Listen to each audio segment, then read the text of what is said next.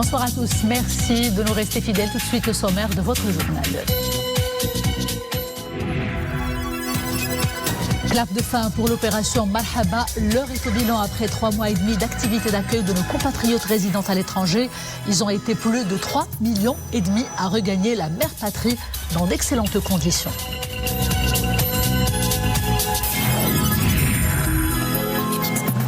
À suivre également un grand focus sur le rôle de l'ANDI, l'Agence marocaine de développement des investissements et des exportations, dans un contexte de relance économique et à l'aune de l'adoption de la nouvelle charte de l'investissement. Et puis nous irons à Tanger à la découverte d'une librairie loin d'être ordinaire. Son nom en dit déjà long sur l'ambiance qui y règne. La librairie Les Insolites est un lieu où l'on célèbre ceux qui écrivent, ceux qui lisent, mais aussi ce socle commun qui nous rassemble, notre humanisme. Sa fondatrice est l'invitée de ce journal. Restez avec nous.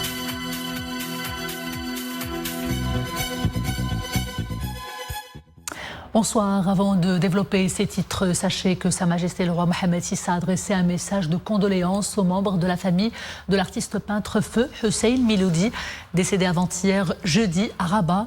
Dans son message, le souverain fait part aux membres de la famille du défunt et à travers eux à sa famille artistique de ses vives condoléances et sa sincère compassion suite au décès de l'un des plus grands artistes peintres de notre pays qui, grâce à son talent distingué et à son art raffiné, a enrichi la scène artistique par des œuvres créatives, picturales qui lui ont valu une place de choix à l'échelle nationale et internationale.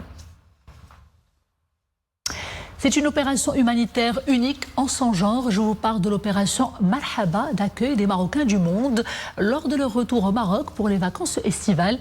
Cette opération encadrée par la Fondation Mohammed V pour la solidarité a pris fin avant-hier dans les différents points portuaires et aéroportuaires du Royaume. Premier bilan tout de suite en compagnie de Mohamed El-Shkar. Opération Marhaba 2022, une 23e édition organisée sous la présidence effective de Sa Majesté le roi Mohammed VI est placée sous le signe proximité, fluidité et sécurité. Une 23e édition de tous les succès qui a enregistré cette année une forte affluence des Marocains résidant à l'étranger après l'interruption forcée de retour pendant les 2 dernières années du fait de la pandémie du coronavirus. Le dispositif Marhaba a enregistré plus de 3 millions d'arrivées, soit près de 200% de plus par rapport à 2021, plus 4% par rapport à 2019. Et pour cette 23e édition, 52% des arrivées ont été enregistrées par voie maritime. Les services d'assistance sociale et médicale de proximité déployés à bord des navires long courrier ainsi qu'au niveau des 24 espaces Marhaba, mis à disposition par la Fondation Mohammed V pour la solidarité, que ce soit au Maroc, en France, en Italie ou en Espagne, ont été directement sollicités par un total de plus de 189 000 Marocains du monde. Plus précisément, 41 420 ont bénéficié d'une assistance administrative et juridique, un peu plus de 18 000 ont bénéficié d'une prise en charge médicale, près de 16 000 d'un accompagnement pour une intervention auprès des autorités douanières et près de 4 000 ont bénéficié d'une aide pour le transport. La Fondation Mohammed V pour la solidarité s'est également mobilisée en urgence sur hautes instructions royales lors de l'accident grave d'autocar survenu en juillet dernier à proximité de Grenade et qui avait engendré un décès et fait 3 blessés graves et 31 blessés légers. L'étroite collaboration de la Fondation Mohammed V pour la solidarité avec le responsable régional de la santé à Grenade a permis un acheminement rapide des blessés vers 3 hôpitaux locaux, ainsi que le transport des autres passagers vers le port d'Algésiras. Et une fois arrivés au Maroc, ils ont été accompagnés par les équipes médicales et les assistantes sociales jusqu'à leur domicile. L'Agence marocaine de développement des investissements et des exportations, l'une des institutions publiques dotées de la mission de promouvoir les investissements. Son action s'inscrit dans un contexte porteur de nouveautés, à la lumière surtout du projet de la nouvelle charte de l'investissement. Les acteurs économiques en attendent en tout cas beaucoup. Yassine Mahazi, Abdelhamid Gebran et Iman Ablou pour le commentaire. L'Agence marocaine de développement des investissements et des exportations, l'un des bras de l'État chargé de promouvoir les investissements nationaux et internationaux, ainsi que l'exportation de biens et de services. À l'agenda de ses priorités, la contribution à la mise en exécution de la nouvelle charte de l'investissement. Cette charte de l'investissement est un outil qui sera mis à la disposition de l'Agence marocaine du développement des investissements et des exportations pour être en mesure d'attirer les investisseurs internationaux de renom et de promouvoir l'investissement au niveau des territoires nationaux. Nous nous plaçons aujourd'hui dans un contexte particulier qui est celui d'un contexte post-pandémie et pour lequel on sent qu'il y a des modifications profondes des chaînes de valeur pour lesquelles le Maroc est en pole position. Un pôle compétitif de plus en plus influent. Cette délégation japonaise en est convaincue.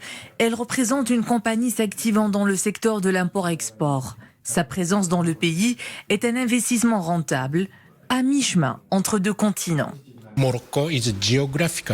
Le Maroc jouit d'une exceptionnelle situation géographique, à la fois à proximité de l'Europe et de l'Afrique, avec d'énormes potentialités d'investissement. Investir au Maroc, c'est avoir accès aux marchés européens et africains à la fois. Also have access to African market as well as to European markets. Le marché marocain est un des marchés les plus actifs à l'échelle du continent. Il s'étend d'année en année à la conquête de nouveaux marchés pour promouvoir une destination des plus concurrentielles. On a fait un travail d'identification des principales opportunités du potentiel inexploité à l'export sur les principaux marchés. Donc l'objectif c'est de renforcer notre positionnement sur des marchés existants, traditionnels, mais aussi d'aller à la conquête de nouveaux marchés niches sur lesquels le Maroc peut se positionner. Et les chiffres en témoignent. Le taux d'investissement au Maroc est l'un des plus élevés au monde, 30% du PIB, alors que la moyenne mondiale est de 20%. Le chantier de la généralisation de la protection sociale creuse son sillon. La révolution sociale, une révolution sociale plutôt, dont le succès mobilise tous les professionnels du secteur. Les pharmaciens en font bien sûr partie et ils adhèrent pleinement à ce chantier. Et cela passe d'abord par la loi 2206. Les explications tout de suite en compagnie de Nissali El-Hamdaoui. Le pharmacien, un maillon indispensable de la chaîne de santé. Il permet l'accès aux traitements médicamenteux et offre de précieux conseils sur la prise des médicaments. En pleine période de généralisation de l'assurance maladie obligatoire, les pharmaciens affichent leur adhésion pleine et entière à ce chantier vital. Nous sommes heureux et on mesure à quel point nous avons une responsabilité dans la réussite de ce chantier. Beaucoup de choses sont à discuter, notamment au niveau du mode de financement, le rôle du pharmacien dans cette mise en place, tout ce qui est économie à faire au niveau de la mise en place et comment préserver les équilibres financiers de l'ensemble de l'écosystème de la pharmacie en général. L'un des principaux sujets au cœur de l'actualité et du débat, la possibilité de substitution des médicaments par les pharmaciens. Sur ces thématiques qui suscitent certaines réticences de la part des médecins, les pharmaciens restent visiblement droits dans leurs bottes. Quand on a une ordonnance, par exemple, sur laquelle il y a des médicaments qui vont coûter 500 dirhams, moi, en tant que pharmacien, je peux disposer les mêmes médicaments. Je ne vais pas changer de médicament, je ne vais pas changer de principe actif. Je garde le même principe actif, mais je peux dispenser cette ordonnance avec 150 dirhams. Donc, vous imaginez le gain qu'on pourra bien sûr faire à nos caisses, à notre État. Le Maroc compte un peu plus de 11 000 pharmaciens. Des acteurs clés dans le parcours de soins et dans la prévention sanitaire. Leur engagement pour la réussite de la généralisation de la protection sociale est réel, car ils mesurent la responsabilité qui leur incombe dans un parcours de soins de qualité. Les librairies, des lieux où l'essence même de la littérature est célébrée. Il y en a qui séduisent par l'immensité de leur espace et la somptuosité de leur décor. Et puis, il y en a qui fascinent par l'originalité qu'elle offre et leur ambiance cosy, où des histoires se murmurent à qui sait bien tendre l'oreille. C'est le cas de la librairie Les Insolites de Tanger. Nissali El-Hamdaoui, Othman Tazi et Asma Tazi.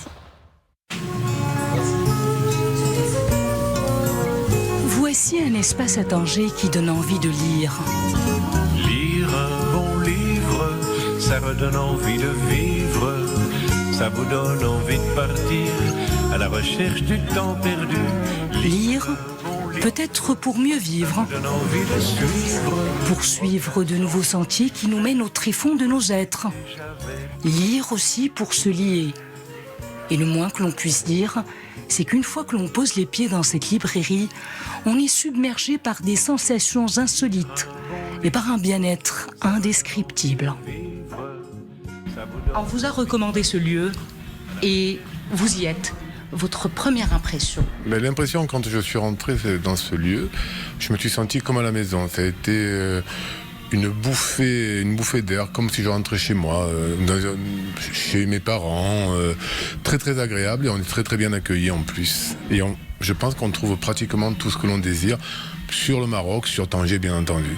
Vous sortirez avec des livres de Tanger peut-être? Bien volontiers, pourquoi pas.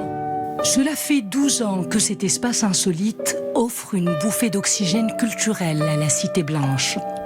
Sa fondatrice, Stéphanie Gao, l'a voulu un coin éclectique où le visiteur peut également contempler des œuvres picturales, siroter un café ou un thé à la menthe et échanger autour de livres qui se prêtent au débat. On n'arrête pas de créer des liens, qui était le premier but de Stéphanie Gao, la créatrice de cette librairie, de garder les liens humains, de garder ce côté de créer une relation et une communication, des confidences aussi. On essaie souvent de capter l'intime des êtres. Si cette librairie recèle une multitude de livres qui racontent des histoires, elle se révèle aussi un lieu qui en crée d'autres plus réelles.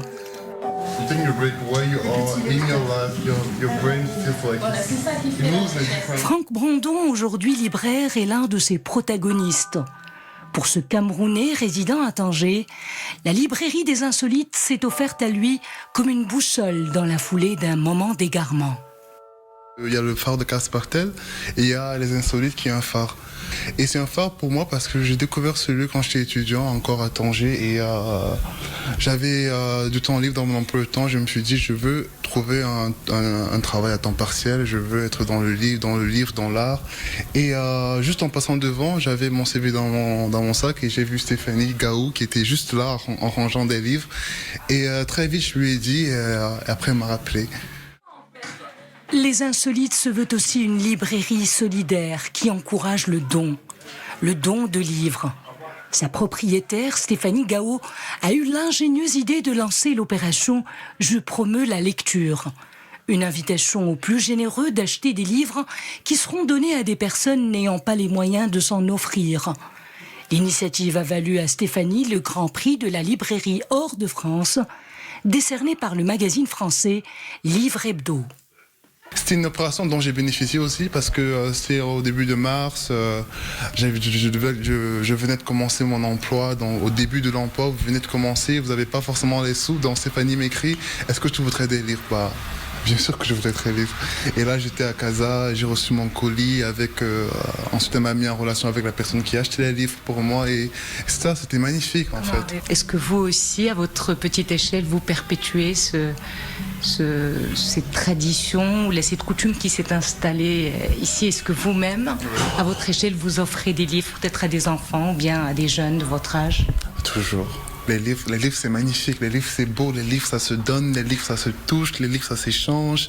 Moi j'aime me délecter de la phrase, de la phrase qui a un style, de la phrase qui dégage une certaine émotion. En pleine crise sanitaire, la fondatrice de cette librairie a multiplié les gestes culturels envers ses inconditionnels pour les faire sortir de leur solitude. Une manière, dit-elle, de propager le seul virus au monde qui fait du bien, la lecture. Et le virus de la lecture peut facilement s'attraper au beau milieu des rayons d'une librairie, surtout quand cette dernière se démarque par son originalité, comme c'est le cas pour Les Insolites. Sa fondatrice Stéphanie Gao est l'invitée de ce journal. Madame Gao, bonsoir. Vous êtes canoise, ça fait 18 ans que vous vivez à Tanger, c'est cela? Pourquoi la perle du Détroit? Et pourquoi une librairie déjà qui sort indéniablement du lot? Nous sommes curieux de savoir. Alors bonsoir, merci beaucoup pour me donner la possibilité de parler de ce lieu. J'ai été très émue de regarder le reportage que je ne connaissais pas parce que je n'étais pas là quand le reportage a été fait. Pourquoi Tanger ? Parce que c'est une porte en fait qui permet de passer d'un côté et de l'autre de la Méditerranée. Et pour moi, la Méditerranée est un espace extrêmement poétique, extrêmement imaginaire. C'est une ville aussi qui me permettait de vivre en Afrique et c'était un doux rêve depuis très longtemps. Et pourquoi une librairie qui s'appelle Les Insolites ? Parce qu'en fait, j'ai grandi dans le papier, j'ai grandi dans les mots, dans le trait, j'ai grandi grâce à la lecture aussi, je me suis construite grâce aux livres et je voulais perpétuer cette manière de grandir avec d'autres personnes, d'autres amoureux du livre. Certains s'ignorent, beaucoup de gens ne savent pas qu'ils aiment lire en fait. Et voilà, c'était un peu l'idée de concilier art et littérature. Les Insolites, c'est aussi un lieu où l'on se tend la main. C'est le nous rassembleur qui prend la place, qui prend le pas sur le jeu individualiste. Madame Gao, le partage est votre devise clairement. Parlez-nous un peu plus de l'initiative Je promeus la lecture. À qui bénéficie-t-elle ? Elle profite finalement à des personnes extrêmement différentes. C'est-à-dire vous avez autant des retraités, des jeunes, des étudiants, des primo-actifs, comme ce fut le cas de Franck, qui le raconte pendant le reportage. Il y a eu beaucoup de personnes en situation de migration qui se sont retrouvées finalement assez seules. C'est une idée qui a surgi pendant le confinement, où j'ai cherché des solutions pour continuer à créer du lien et à apporter le livre à un moment où beaucoup de gens étaient enfermés chez eux, vivaient une extrême solitude. Et habituellement, c'est vrai que Les Insolites est une sorte de havre de passage où les gens viennent prendre un café, viennent parler. Hayat le dit très bien à un moment, c'est aussi un lieu de confidence. Et il n'y avait plus ce moment-là. Alors en fait, j'ai essayé de recréer sur l'idée un peu du café suspendu qui existe dans pas mal de restaurants et de bars en Europe. J'ai voulu créer cette chose-là, mais j'avais besoin de quelque chose de plus humain. Donc en fait, il y a eu un parrainage et les parrains avaient le droit d'entrer en contact avec les bénéficiaires des livres. Alors j'ai réussi à mettre des gens extrêmement différents en lien, alors évidemment de manière très abstraite ou virtuelle, mais des amitiés se sont créées à ce moment-là. Et puis finalement, beaucoup de gens sont revenus me voir quand le déconfinement a eu lieu. Et ça a créé des beaux moments de lecture, des beaux moments d'humanité aussi. Au-delà du partage, ce sont des liens qui se tissent. Vous préparez actuellement, Madame Gao, un spectacle de lecture avec un pianiste et puis aussi un trompettiste. Un avant-goût peut-être ce soir sur notre antenne, sur ce spectacle qui rendra hommage aux lumières de la ville. Alors en fait, c'est dans le cadre des Journées du patrimoine qui ont été créées à Tanger depuis ça fait de nombreuses années, c'est la 4e édition.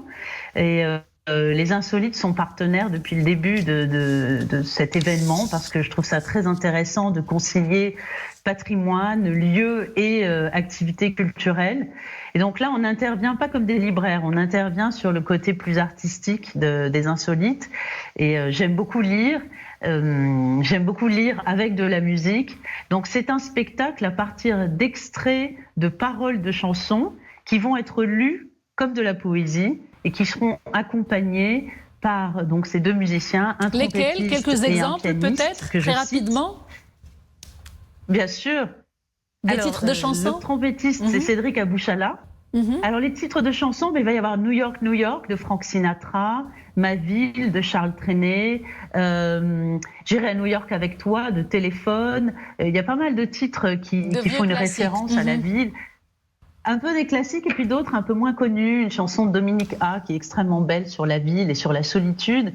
Mais ce ne seront pas les mêmes musiques qui seront jouées. Donc en fait, on fait un décalage entre la musique et les mots qui sont d'habitude chantés et qui là seront lus. C'est une manière de rendre hommage aussi à la ville de Tanger. Merci à vous. Et à la parole qui est aussi chantée. Merci beaucoup, Madame Gao, pour cet éclairage. Merci beaucoup. Culture toujours et parlant 7e art, cette fois-ci avec le Festival national du film de Tanger. Restons donc à Tanger. Cette nouvelle édition s'est ouverte hier par la projection de 2 films du réalisateur Mohamed Abdelrahman Tazi, à savoir Le voleur d'images et Le grand voyage, au programme également de cette édition, la semaine du film ivoirien au Maroc.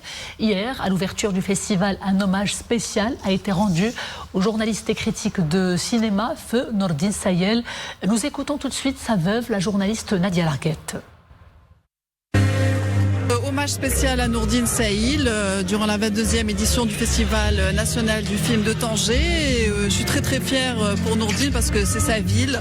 Il a beaucoup fait pour ce festival et depuis 2007, c'est vrai qu'il l'a rendu annuel et le festival est implanté à Tanger. Je suis très contente. C'était beaucoup d'émotions ce soir.